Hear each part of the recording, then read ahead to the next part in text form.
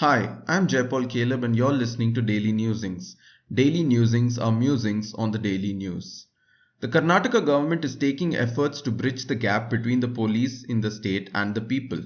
They have launched an initiative called Mane Manege Police. The phrase, which translates to door-to-door policing, would involve the police visiting houses in the state and talking to the people.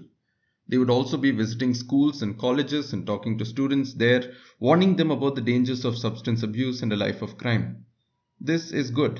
The government feels that there is a disconnect between the police and the people, and the government wants to address it. However, initiatives like this on their own may be inadequate to help solve the problem in a meaningful way. To do that, we need to look at the reasons why such a disconnect exists in the first place and look at how they may be addressed. One reason why people in India distrust the police is due to fear of the police, and there is good reason to fear them.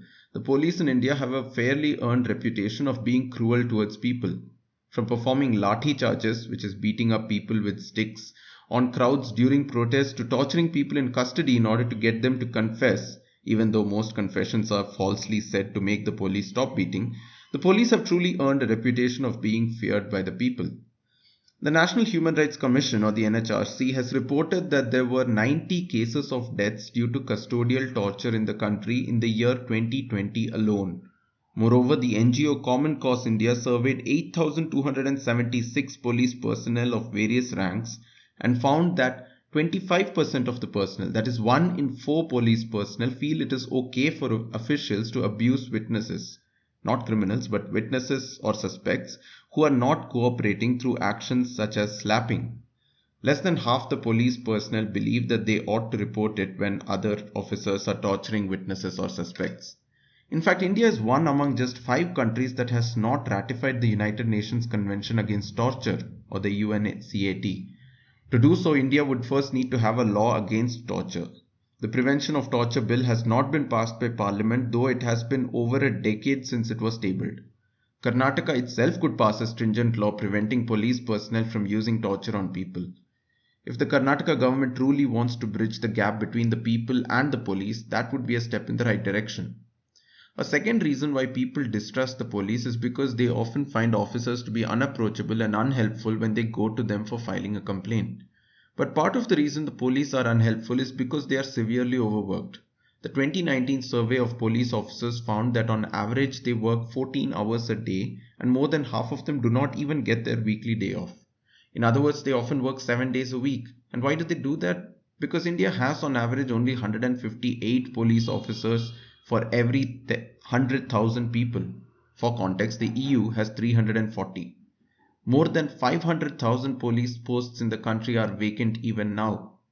Manpower is just one area where the government hasn't done enough. Only 1.3% of the country's police budget is spent on training and only 1.8% on modernizing, such as building forensic science laboratories. This in no way justifies apathy and cruelty of the police. But reforms in the policing system of the country should also involve reducing their working hours and ensuring they are not overworked. Governments can definitely hire more police staff and take better care of them if they truly care about bridging the gap between the people and the police. A third reason a gap exists between the people and the police is a wrong notion about criminal behavior and the role of law in producing moral living.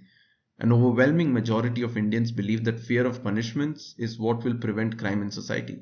This view is common to both police personnel and the general public. In fact, many people seem to want the police to beat up criminals rather than have the police pursue legal justice through the system.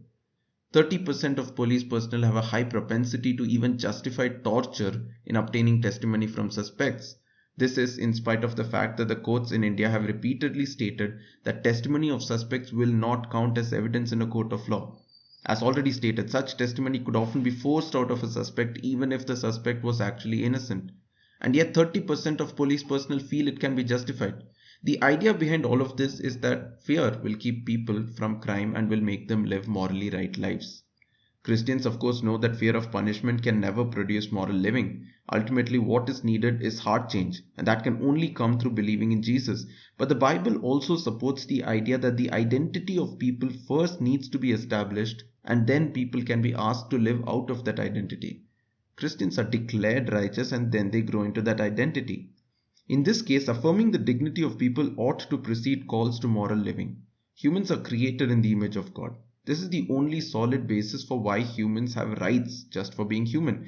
People deserve dignity purely because they are image bearers of God. And yes, even the criminals who dishonor God by the crimes they commit deserve dignity as image bearers of God.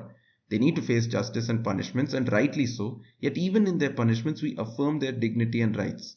A worldview that believes that people will only avoid crime out of a fear of the lathi is a view that denies human dignity and the truth that people are created in the image of God. Yes, even fear of punishment as incentive for moral living is biblical, but that can never be the sole basis of moral living. The Mane Manege Police initiative of the government seems lacking in all its stated goals, and yet some good is better than no good. Police who are connected with the people do have better views on issues like torture. For instance, it is the IPS officers, who typically don't interact with the common public as much as the constable, who are the most likely to justify torture and believe that torture should not be reported. If the police interact more with the people they serve, they are likely to have better views. But true and deep relationships between the people and the police can ultimately only exist in an environment of truth. Truth that people are image bearers of God. Thank you for listening to Daily Newsings.